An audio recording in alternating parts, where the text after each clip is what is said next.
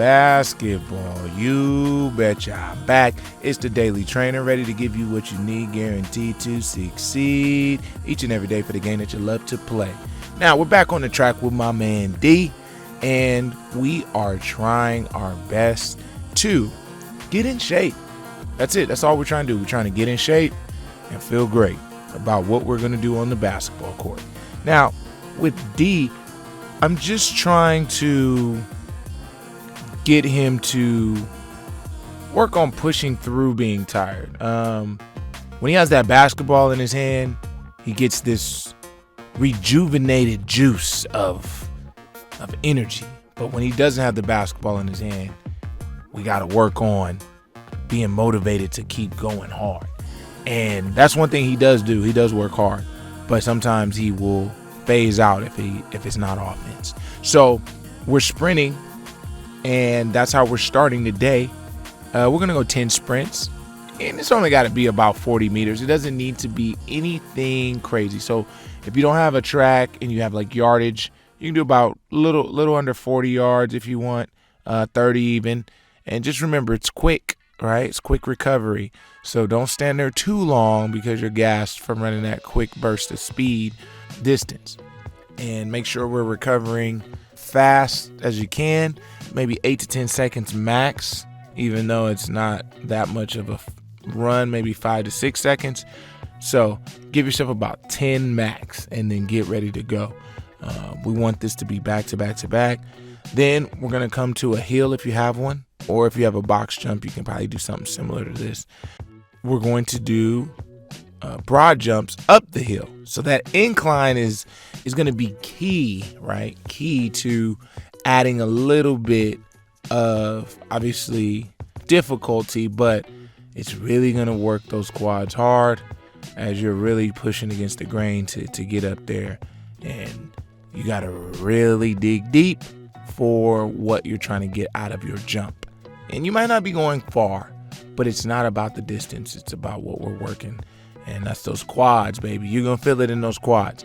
So Dev did a really good job of just focusing on getting up at the top of that hill, not getting out of his form or letting it get too funky. Trying not to land hard, even though he's on a soft surface, which I do recommend that you do it on a soft surface. So hopefully your hill is dirt and not concrete. But we all don't have the luxury of having hills with grass or sand or dirt. So if concrete's what you got, then give me what you got. Okay, work as hard as you can with what you have. And again, we are just looking to get him in the best shape possible for his next opportunity.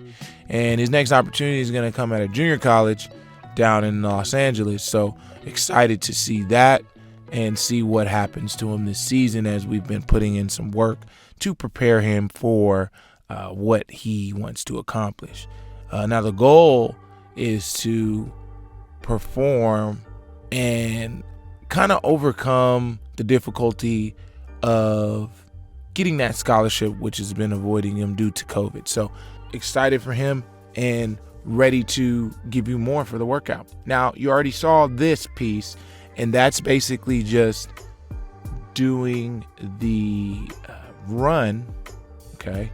And we're running up the stairs, we're defensive sliding across, and we're taking it back downstairs, okay? So you're going to do that at your local high school or bleachers. You do that roughly about 3 times, okay? Keeping it light on the light end with that. Do it about 3 times. And then if you want to add a little bit more running, you have bleachers on both sides.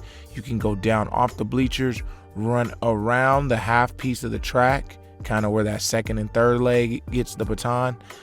You can jog it. You don't have to sprint it. And then you're going to sprint back up the other bleacher.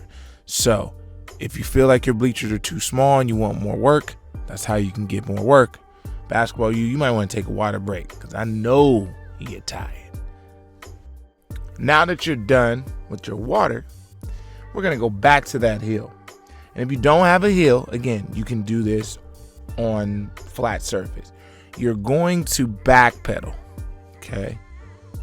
Some of you may fall up the hill. That's okay. That's part of the game. This always happens. It's actually funny when you do it, because you might just lay there and relax because it feels so great. But we're going up the hill. You want to do it at least 5 times, at least. Okay. Then after you do that, okay, you will go to the bleacher or a steps, and you will run up the steps with quick feet. Or you can do the high knee runs where we were doing the taps on the cement. Either one of those you can do. And again, those quads are gonna hurt.